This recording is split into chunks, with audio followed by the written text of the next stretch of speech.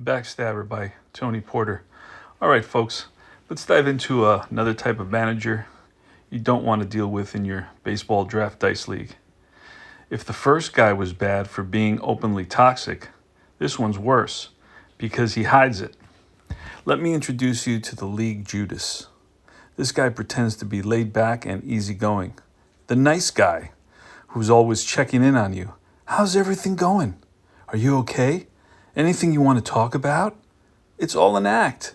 He's not being friendly. He's just gathering intel, your intel, and he'll use it against you the moment it suits him.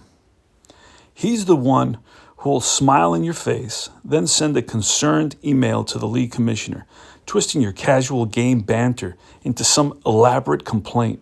Maybe you vented about the league rules or expressed frustration about a trade. Guess what? That's now evidence in his secret report. Meanwhile, he's telling the commissioner how difficult you are.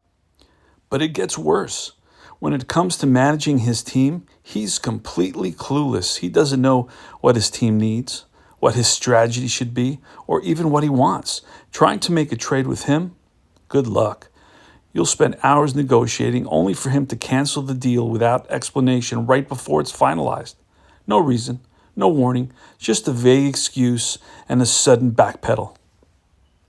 And don't think you can outmaneuver him. Sure, he's easily manipulated by the dominant players in the league. He'll trade away valuable talent for flashy players that make no sense for his team. But when you try to work with him, he becomes indecisive and erratic. He's the guy who will flip the script at the last minute, sabotaging an agreement, and then act like you were the one who caused the problem. Worst of all, he's spineless.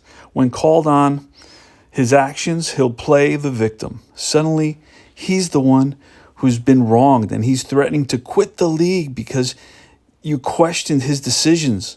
It's all part of his passive-aggressive routine, acting like he's the reasonable one while throwing you under the bus at every opportunity. So here's the truth. This guy is a walking disaster. He's two-faced, cowardly, and impossible to trust. Sure, he'll pretend to be your ally, but don't fall for it. Every conversation, every trade, every interaction is just ammunition for his next move against you. My advice? Keep your distance. Don't engage with his false charm. Don't trust his handshake deals. And for the love of baseball, don't share your thoughts with him. He's the kind of guy who can ruin your season before you even roll the first die.